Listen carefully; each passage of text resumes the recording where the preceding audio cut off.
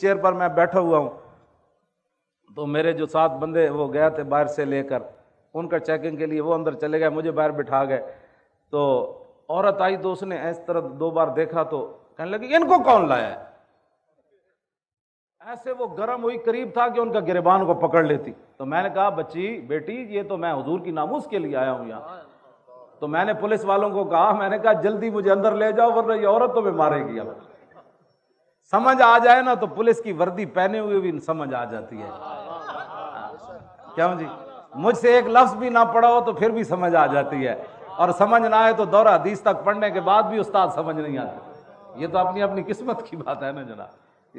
ہمارے پاس تو کوئی تھرمامیٹر وہ اب اس عورت کا میں جب بھی میں دعا کرتا ہوں تو اس کے لیے میں ضرور کرتا ہوں کہ میں تو اس کو جانتا ہی نہیں تھا، لیکن وہ میری خاطر پولیس کی وردی پہن کر پولیس والوں سے الجھ پڑی کہ آپ کو بندہ ہی اور کوئی نہیں ملا، ان کو کیوں آپ کیوں لائے ہو، ان کو کیوں لائے ہو؟ میں نے کہا مجھے اندر بھیجو، یہ لڑکی تو میں مارے گی۔ اب پولیس والے فوراً مجھے اندر لے گئے۔ تو سمجھ آنے میں تو 1 منٹ بھی بندہ آ جاتا ہے، ورنہ میری اتنی لمبی تقریریں کرنے کے بعد بھی بندہ کہے انجل لگے ہوئے سن بادشاہ۔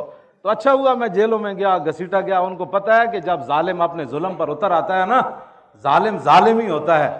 ہاں جی، وہ تاریخ طبری میں امام علی مقام کا خطبہ موجود ہے، آپ محرم میں وہ پورا پڑھ کے سنائیں کہ امام علی مقام کیوں آئے۔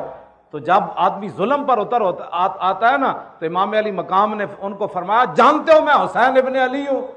تو جب ظلم پر اتر آتا ہے تو وہ کہنے لگے ہم تو آپ کو جانتے ہی نہیں ہیں، آپ کو ظالم تو ظالم ہی ہوتا ہے نا۔ وہ تو حسین کو بھی نہیں پہچانتا جن کی شکل و صورت بھی رسول اللہ جیسی تھی۔ ہاں جی، نہیں کرتے، ہاں ظالم ظالم ہی ہوتے ہیں۔ تو وہ اچھا ہوا مجھے میرے ساتھ جیلوں میں ظلم ہوا، پھر میرے گھر برباد کیا، پھر گھر سے مجھے گھسیٹا، پھر اٹھا کر مجھے گاڑی میں پھینکا جیسے بوری پھینکی جاتی ہے۔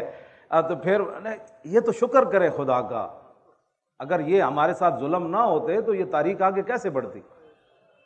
تو پھر اللہ تعالیٰ ان اللہ مع الصابرین نہیں ہے، ہم روئے نہیں نا۔ وَلَنَبْلُوَنَّكُمْ یہ آیت ہمارے لیے اتری ہے نا، کم سے مراد آپ اور میں ہی تو ہے۔ اسے وَلَنَبْلُوَنَّكُمْ بِشَيْءٍ مِّنَ الْخَوْفِ وَالْجُوعِ وَنَقْصٍ مِّنَ الْأَمْوَالِ وَالْأَنفُسِ وَالثَّمَرَاتِ، ان ساری چیزوں کی آزمائش آپ سے بھی ہونی ہے اور مجھ سے بھی ہونی ہے۔ جب یہ آزمائش ہو جائے گی تو پھر آگے کیا ہوگا؟ وَبَشِّرِ الصَّابِرِينَ الَّذِينَ إِذَا أَصَابَتْهُمْ مُصِيبَةٌ قَالُوا إِنَّا لِلَّهِ وَإِنَّا إِلَيْهِ راجعون۔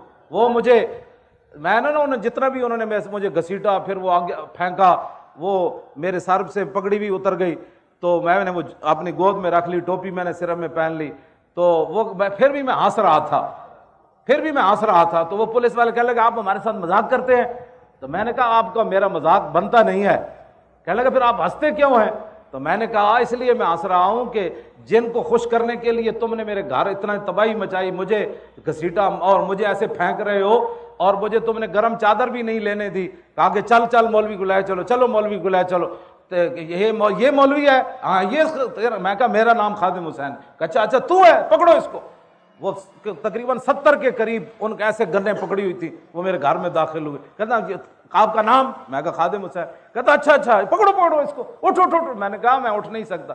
کہنے لگا یہ بہانے کرتا ہے، اس کو گھسیٹو۔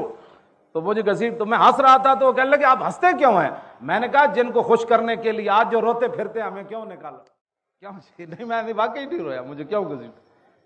اس لیے میں نے ان کو کہا کہ جن کو خوش کرنے کے لیے تم نے یہ ظلم کیا ہے نا، وہ تمہیں دیکھ نہیں رہے، وہ تو اپنے گھروں میں سوئے ہوئے ہیں، لیکن جن کی خاطر میں گھسیٹا گیا وہ مجھے دیکھ رہے ہیں۔